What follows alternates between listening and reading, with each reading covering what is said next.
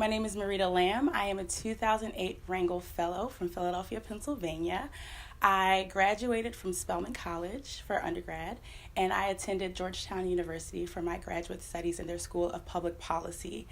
I was a Peace Corps volunteer. I worked prior to joining the State Department as a social worker for a brief period. And I love all things to do with crisis management, which is why I very much love being a consular officer with the State Department. I first became interested in the Foreign Service through Spelman College. We were fortunate enough to have a program called Diplomats in Residence, and so I was introduced to the State Department through our Diplomat in Residence. And at the time, the State Department was not what I wanted to do. I was a bit more interested in opportunities such as the Peace Corps, but I still learned a lot about the department. And so when I was finished with the Peace Corps and ready to pursue graduate studies, the State Department was right there waiting for me, ready to wrap me up and take me along for the ride, which is a career in the State Department. I think one of the greatest assets that the Rangel program is to each and every fellow and alum is that you are the provider and the creator of networks. You expose us to networks. And so whether it is the initial network of your fellow cohort, the people who you will be working with, the people who you will be entering the State Department with, you are beginning a career together. So you have this wonderful group of people that you are working with, and they're coming from different places, and you're learning about each other. Then you move on to your congressional fellowship, where you are working on Capitol Hill. You're learning about how the legislative branch works, also what the role of Congress is in the implementation of foreign affairs, budget allocations, and all of that. And then you move on to the actual State Department as a Foreign Service officer.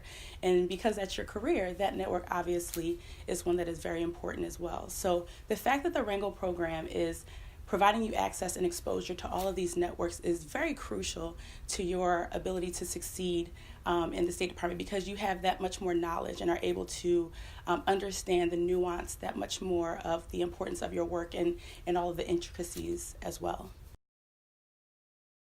If I were to give any advice to someone in graduate school right now or someone about to embark upon a graduate program, I think what I would say is think about being a well-rounded person. This is something that most people probably want to be anyway, but use your graduate experience as an opportunity to do that. Most of you all, or most people entering grad school, have a very specific interest and course of study.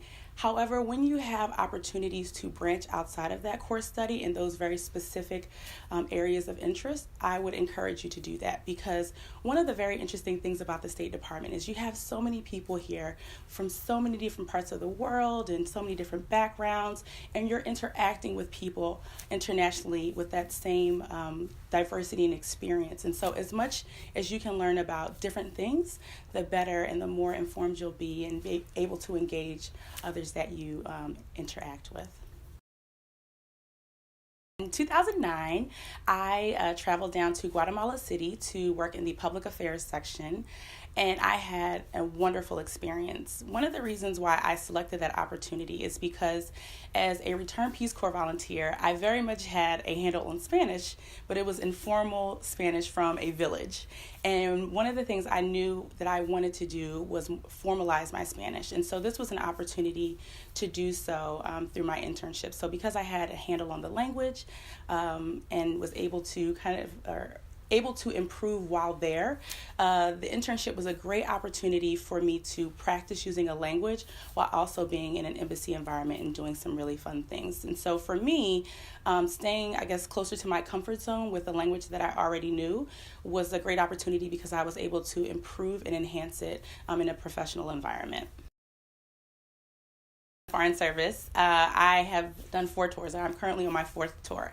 My very first tour was in Dhaka, Bangladesh as a consular cone officer, and then I moved all the way to Bogota, Colombia, where I did a rotational tour in the consular section for 1 year and then in the political section for the next year.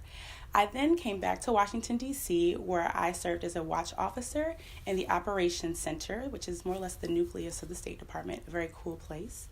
And now I am a deputy coordinator in our Foreign Service Institute's Orientation Division. So when new officers come into the State Department, I am part of the Welcome Committee to help orient officers to the State Department and their roles as U.S. diplomats.